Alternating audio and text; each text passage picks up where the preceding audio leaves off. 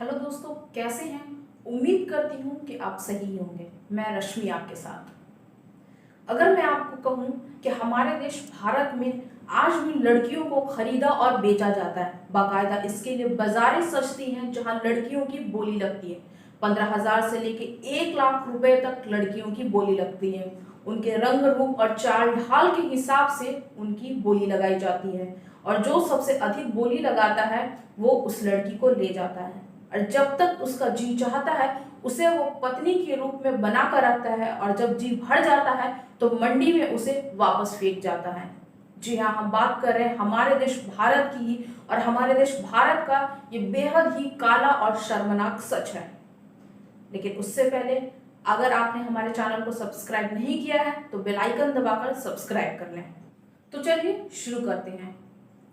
हमारे देश भारत को आजाद हुए कई वर्ष बीत चुके हैं, लेकिन हम आज भी कुप्रथाओं के जंजीरों से मुक्त नहीं हुए हैं। हम आज भी उसके गुलाम बने हुए हैं, जिसका शिकार अमूमन लड़कियां ही होती हैं, महिलाएं ही होती हैं।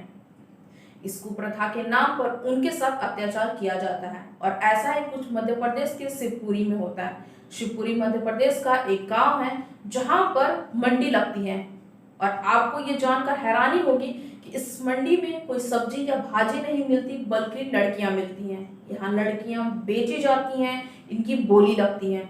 और आपको ये जानकर हैरानी होगी कि इसकी बकायदा एग्रीमेंट भी होती है। 10 रुपए के स्टाम्प पेपर से लेकर 100 रुपए का स्टाम्प पेपर बनाया जाता है। लिखित तौर पर सारी बिक्री होती है।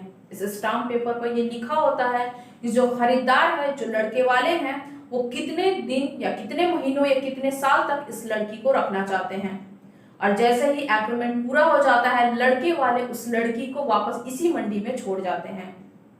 शादी के लिए यहाँ लड़कियों को बेचा जाता है। पहले उनका चाल ढाल देखा जाता है, उसके बाद उनका रंग रूप देखा जाता है। उस आधार पर लड़के वाले इन लड़कियों को खरीदते हैं। आपको बताते चले कि बिहार और झारखंड जैसे राज्य से इन लड़कियों को या तो खरीद के लाया जाता है, या फिर जबरन इन्हें उठा के वहां से लाया जाता है, और उसके बाद उन्हें इन मंडियों में बेच दिया जाता है। वहीं जब मध्य प्रदेश में हो रही इन कुप्रथाओं के बारे में पुलिस प्रशासन से बातचीत की जाती है, तो उनका कहना है कि उनके पास कोई शिकायतें ही नहीं आती हैं। महिलाओं ने अब तक इसके लिए कोई कंप्लेन ही नहीं लिखवाई है, जिसकी वजह से उनके हाथ भी बंधे हुए हैं और वो कुछ नहीं कर पाते हैं। केवल मध्य प्रदेश ही नहीं, बल्कि हमारे देश के बड़े बड़े राज्यों में भी ऐसा होता है। आपको जानकर बेहद हैरानी होगी कि मुंबई से 660 किलोमीटर की दूरी पर अर्धपुर एक गांव है, जहां पर एक स्टेज सजता है, और उन स्टेजों पे महिलाओं को सजा धजा कर बैठा दिया जाता है, जिसके बाद उनकी बोली लगती है।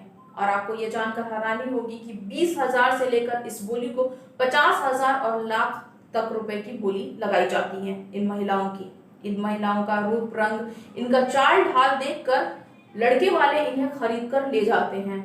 और आपको ये जानकर बेहद हैरानी होगी कि ये बोली कोई और नहीं बल्कि लड़कियों का खुद पिता लगाता है। जरा सोचिए, ये पिता कितना मजबूर होगा जो अपनी ही घर की इज्जत बेचने को मजबूर है। कितनी गरीबी है हमारे देश में, जहां एक पिता अपनी बेटी को बेचता है मंडियों में ले जाकर, और पिता खुद उसकी बोली लगाता है।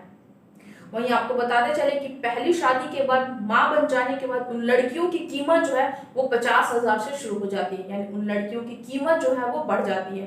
पहली शादी के बाद लड़कियों की कीमत जो है वो दूसरी शादी में बढ़ जाती है। लड़के वाले अपने मर्जी के हिसाब से लड़की को अपने पास रखते हैं, और जब उसकी जरूरत पूरी हो जाती है तो वो उसे वापस छोड़ जाता है। कैसी कुप्रथा है ये हमारे भारत की। और आपको बताते चलें कि इन लड़कियों के साथ कोई बहुत ज्यादा महारानी जैसा सलूक नहीं किया जाता, बल्कि इनको गुलामों की तरह रखा जाता है। इन्हें मारा जाता है, पीटा जाता है, इनके साथ बहुत ही अभद्र व्यवहार होता है। लेकिन इन्होंने आज तक आवाज नहीं उठाई। प्रशासन के नाक के नीचे ये सारी कुप्रथा चल रही है, लेकिन प्रशासन चुप्पी साधे बैठी है। एक तरफ तो हमारी सरकार कहती है, हमारे प्रधानमंत्री नरेंद्र मोदी जी कहते हैं कि बेटियों को बचाने के लिए उन्होंने कई सारे आंदोलन चलाए हैं, लेकिन कितने सक्सेस है ये आंदोलन, उसका सच ये कुप्रथाएं बताती हैं। आज 21वीं सदी में भी लड़कियों को बेचा जा रहा है और खरीदा जा रहा है।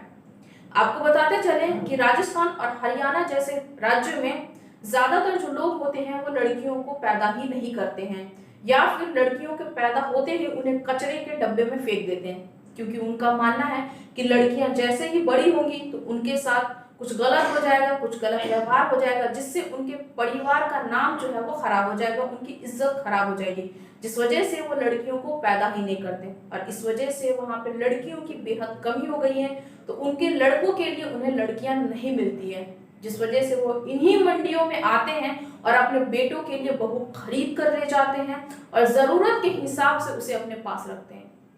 जरा सोचिए ये कैसी कुप्रथा है हमारे भारत की, जहां लड़कियों को एक सामान की तरह इस्तेमाल किया जाता है और जब उसकी जरूरत पूरी हो जाती है तो उसे फेंक दिया जाता है।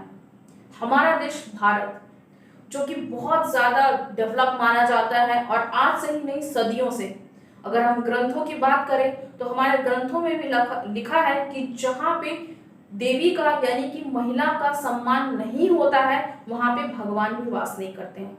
लेकिन हमारे ऐसे ही देश में महिलाओं को केवल एक सामान की तरह इस्तेमाल किया जाता है, उसके साथ दुर्व्यवहार भी नहीं बल्कि उसके साथ ऐसी ऐसी घटनाएं की जाती हैं जिसके बारे में आप सोच भी नहीं सकते हैं। एक तरफ तो हम नवरात्रि में 9 दुर्गा यानी कि 9 बालिकाओं की पूजा करते हैं, उन्हें देवी मानते हैं, और दूसरी ही तरफ उन्हें बेचते हैं, अपने घर की बहू बनाने के लिए उसे खरीद कर लाते हैं। और बहू भी हमेशा के लिए नहीं बनाया जाता है, एक लिमिटेड समय, एक सीमित समय के लिए उन्हें बना के लाते हैं। जब उनकी जरूरत पूरी हो जाती है तो उन लड़कियों को वो फेंक देते हैं। ये कैसी कुप्रथा है हमारे भारत की। अगर हम बात करें रिकॉर्ड्स की तो आपको बताते चले कि पिछले साल यानी कि 2020 में 4000 लड़कियों को खरीदा और बेचा गया। ये तो कागजी रिकॉर्ड है।